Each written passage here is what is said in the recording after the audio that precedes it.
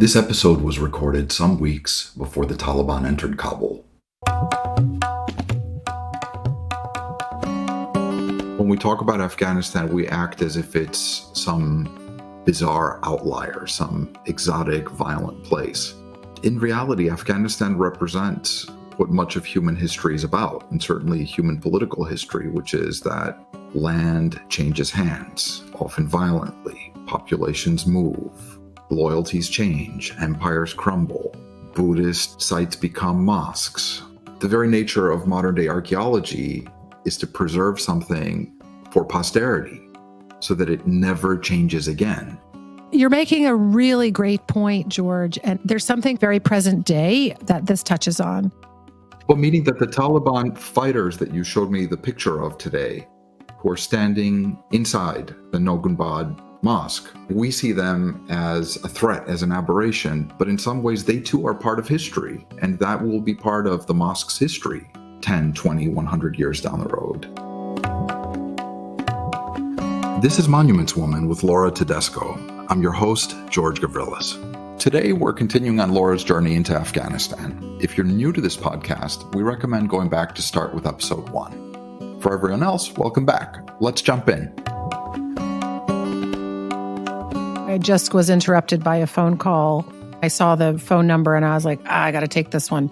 It was someone calling me to ask me if I could expedite a visa for somebody. I can't expedite a visa, but I'm getting messages every day from Afghans asking for help to get out. And I have no help to offer, nothing tangible. At this point, everybody's headed for the exits. The government keeps talking about all of these translators that they're getting out of the country, but they're only talking about a couple thousand people.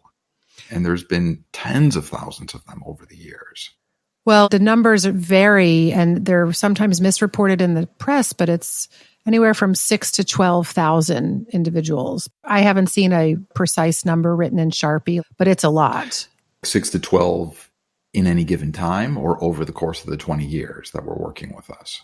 Oh, it's far more than that over the course of the 20 years. Those are the individuals at the moment who are in a kind of limbo. The Taliban is clearly organized enough right now that they probably have a longer institutional memory, including people that haven't been working as translators for a few years. They have access to who these people are, where they live, where they're moving around. Oh, sure. So I'm worried about a lot of people. Yeah. Yes, me too. Me too, George. It's hard to go under the radar in a country like Afghanistan when neighbors know each other. And people don't easily forget that somebody worked as a translator 5 years ago or even 10 years ago. And you never know when the wrong person will hear that. That's the access point for the Taliban getting that information. They have this deep reach in the social fabric of communities. They're assassinating pilots in Afghanistan. Yeah, I saw that. Harrowing. It was absolutely harrowing. Yeah. Right. There's hardly a word to describe it, and that the pilot's son was there. That's right. The pilot fell over his son as he was being killed. Yeah. I can't imagine something like this. It also makes me think about many of my friends in Afghanistan. I'm sure you feel the same way. I'm very fond of a friend. She lives in Kabul. She works in a high-profile job. She doesn't take her child out. Because that's how worried she is about her family being targeted and her son being killed when somebody's trying to kill her. I hope she can get out.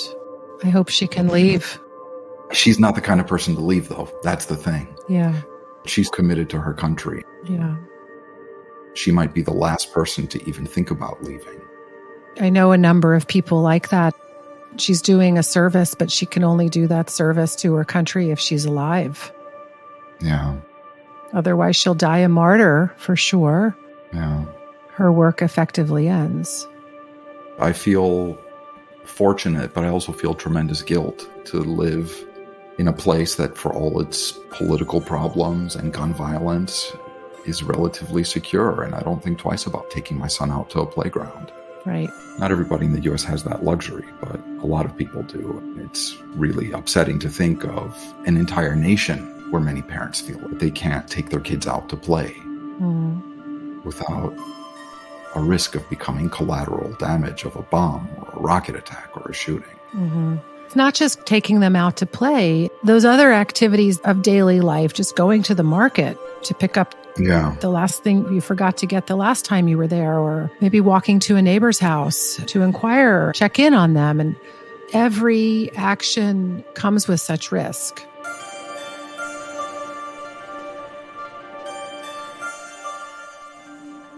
Hey, Lori, switching gears here for a moment.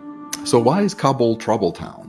Why is it known as Trouble Town? That's a name that I came up with to describe Kabul. You came up with it. Okay, I thought it was a thing. No. It's just your thing. That was my nickname for Kabul. It took several months for me to come up with that. But if I were emailing friends or family back home while I was there, I would, in the greeting of the email, greetings from Trouble Town. I think I remember a couple emails from you like that. You might have. And I referred to Afghanistan as Trouble Stan. I don't know. It was maybe a way to bring some levity. I like to come up with little nicknames for places and people and things. And so that was my nickname for Kabul. You can't use that expression because some people wouldn't get it. They'd be like, what? I thought it was named Kabul. Why are you calling it Trouble Town? But for some, I would refer to it that way. The U.S. Embassy decided we would launch a billboard campaign across Afghanistan in all the major airports and along the major highways that featured monuments of the country. It might have been Ghazni that was the genesis of the idea, since it was soon to be the Islamic cultural capital of Asia. There was a billboard placed at the end of a prominent road in Kabul called Dar Laman Road, and it runs north and south, and it leads right to the former palace, King's Palace, Dar Laman Palace, which has since been restored. It was not restored when I was living in Kabul. Because I could see that billboard every time I would drive to the National Museum, I always felt excited or tickled. It was a visual representation of some effort that I was involved in to bring awareness to Afghanistan's heritage. One day I noticed the billboard was gone. The billboard was there, but the picture had changed. Now it was advertising powdered milk for babies. I knew we were still paying to have the billboards displayed. I called our partner. Hey, I was just at the end of Dar Laman Road and the billboard's changed, but our campaign isn't over yet. Oh, no, you really must be mistaken. That billboard is still there. No, I was just there today and it's no longer there. No, madam, I'm sure you're mistaken. He sent me a photograph that had been taken weeks prior of the billboard in place. Here's a picture. The billboard is still there. Clearly, he was pulling the wool over my eyes, or trying to. I had to laugh because it was just so classic. There was nothing that we could do about it anymore. And the Afghan implementing partner I was working with was doing his level best to convince me that what I saw was not real. How often would you encounter things like that in your work? At least once a week. This was well over 10 years ago. At the time, I was doing border control work, and I remember leaving the airport. A customs official asked if I wanted to buy hash. That sounds about right. Sounds about right, yeah. Yes. Were you tempted? Hell no. Because while I was very interested in border control, I was not interested in the Afghan prison system. Yeah, you would have had a story there. Trouble Town. You say it affectionately despite all the trouble you had there. Sure. Yeah. There's always an element of affection. And maybe now that it's a bit in my rear view mirror and I don't have on the horizon another visit to Kabul, I think of it maybe with some nostalgia. You're still sad about the possibility that you may never go back? As I said before, sad isn't quite capturing what I feel. I haven't landed on the best descriptive word. Is it nostalgic? That doesn't seem to capture it either. I'm still thinking about that. I'm reflecting. What do you think the Afghans call us? If we call Kabul Trouble Town, what do they call someplace in the U.S. over there? Oh, man, that is a good question. I would love to know. I don't know. Afghans in general, the ones that I got to know a little bit, have fantastic senses of humor, just sharp and biting. I would imagine they've got some good nicknames for the Americans and foreigners they know and knew. I can imagine there's some real good ones floating around. They're not going to be particularly flattering. They're expletive filled. They may be. Yeah. Yeah. When we first talked about Kabul, one of the things that you said was that you didn't fall in love with the place, the way I did at least, right away. It took a while. Yeah. So what was daily life in Kabul as you settled in? Mm-hmm. I can talk about the daily life for me as someone working in the American Embassy in Kabul, which would have been a different daily life than, say, Americans or foreigners who were living outside of this enormous compound of the American Embassy. So I can only talk about my daily life, from that limited experience. It was very much work focused. Work was the reason that I was there. It was what occupied probably 10 to 12 hours a day, which was fine. There were other activities to do, which weren't really my scene. It was all about work, 6.5 days a week. You wake up, make a cup of coffee, go into the office. My commute was only a few hundred feet of walking from the metal box where I lived to the office. And the commute to get a burger or a grilled cheese sandwich for lunch at the cafeteria was also only a few hundred feet. So everything was in this relatively confined space. I was slow to make friends. That was partly by choice. I was maybe more reserved. Was a little slow to have a social circle, but eventually I did, surely, some of whom I'm still quite good friends with now. And there was definitely downtime in the evenings. My downtime was not very productive. Hardly watched TV, although we had TV with cable, so I could watch whatever shows were playing. I tried reading. Generally, I'm a reader at night, but I found that I was so exhausted at the end of most days that I didn't have the focus to sit down and enjoy a book. I was reading all day for work, emails and information and news. I think the only book I read for maybe 9 months that I was there was Anthony Bourdain's book, Kitchen Confidential. Mm-hmm. So very much a departure from the subject matter. Totally.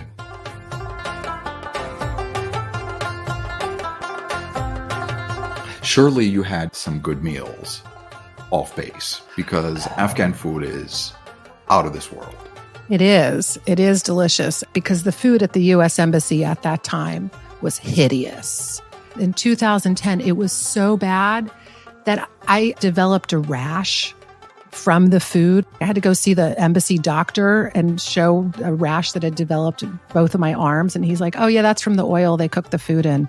I think I got that from eating Long John Silver's when I was a kid. Yeah. Long John Silver's. Oh, sure. Yeah. Yeah. Right along the lines of that.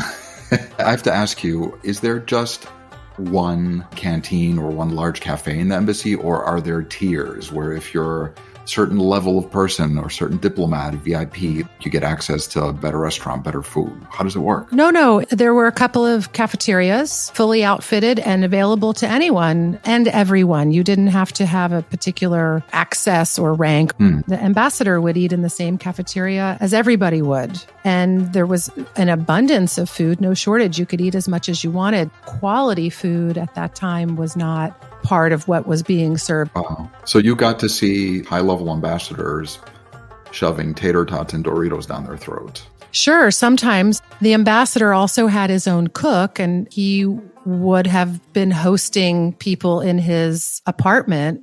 The cook for the ambassador was quite talented. The food there in the residence would have been quite a bit better than what was being served to the thousands of Americans living on the compound. Some of the diplomats and people working at the U.S. Embassy had kitchens in their apartments. I, however, did not have that. I lived in a box. I remember I could boil water and I could pop popcorn. That's right. I did have a microwave in my room. Yeah. So you made that small container that you call home smell like popcorn once in a while. I did. Yes. Yes. Improbably, the food that makes me think of Kabul first and foremost is the French food that I would enjoy weekly and sometimes more than weekly with the French archaeologists with whom I was colleagues and collaborators and maybe friends also, I think friends. When it was possible to move around Kabul freely, I would, as often as possible, go have dinner with my French archaeology friends. The French archaeologists lived in a residence separate from the French embassy. So they had their own compound with an enormous library and a lovely sun porch and a beautiful garden.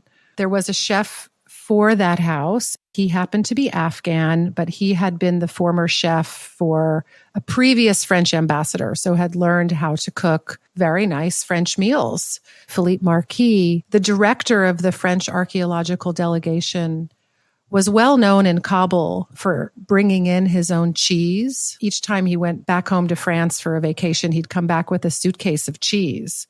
And these platters would come out in the evenings with exquisite French cheeses. So while not Afghan food, that food very much is such a sweet and welcome memory of food I ate in Afghanistan. I did have Afghan food out at restaurants. Was it fine Afghan food? I don't know. I wasn't going to the 5-star restaurants in Kabul, more bistro style places. The best Afghan food I've ever eaten is by Afghans I happen to know who live in the United States, who have cooked exquisite meals when I've been a guest in their homes. I will tell you about a very interesting meal that I ate in Kabul entirely by surprise, and I probably could have gotten fired if anyone had known at the time that I did go to this particular restaurant. Why? At the U.S. Embassy, when you ask to go somewhere that's off of the embassy compound, you have to get permission. Certain places have to have been checked in advance and on a list of cleared places to go. In 2010, the time period I'm talking about, that list of cleared places was pretty big, shrinking, but still there were quite a few options. One day I went to Kabul University for a meeting with Nancy Dupree. I was going to meet with Nancy. It was my first occasion to meet her in person. I was nervous because she's such a legend as an American woman who had a great influence on preserving Afghan heritage and decades of lived experience in Afghanistan and in Peshawar, but mostly Afghanistan. And I was sharing some ideas about assistance the U.S. Embassy wanted to offer to the National Museum. I knew that if she gave a thumbs down to some ideas I was kicking around about ways to support the National Museum, then it wasn't going to go anywhere. I wouldn't have tried to do it without her blessing. I went to Kabul University where she was working and had her own center, which is a topic for another time. And Nancy said, "Let's go to lunch. You can drive with me." I couldn't say no. You can't say no to Nancy Dupree. I'm so glad that I didn't say no. Yeah. I made a very risky choice at that time. I'm going to guess October, early November of 2010. I had been dropped off at Kabul University and she's showing me her center, which was under construction at the time. And she says, "Let's go to lunch." I hop in the back seat of her little beat up Toyota Corolla and she has her own driver. We went not very far, but in the vicinity of Kabul University. She took me to a Korean restaurant. I found it so improbable. How did a Korean restaurant end up here? It was fantastic food and a very modest place. After we ate, I jumped in the back seat of her car, went back to Kabul University, called the U.S. Embassy and asked them to come pick me up as if I had spent the entire time at Kabul University. Wow. I don't think I've ever told anyone that story. Well, you chose a very public forum to reveal that, didn't you? I did. I guess they can't fire me now for something I did 11 years ago. Maybe they can. There's got to be a statute of limitations, right? Yeah, I'll never go back to Kabul now. You've been listening to Monuments Woman with Laura Tedesco. I'm your host, George Gavrilis. Don't forget to like and subscribe wherever you get your podcasts. To stay in touch, also follow us on Instagram at The Monuments Woman. Join us next week when we dive deeper. This show is produced by Christian D. Brune and May 11 Project. It is recorded by Audivita Studios and edited by Sean Hedinger and Greg Williams. The theme song is This Love by Ariana Delawari, featuring Salar Nader.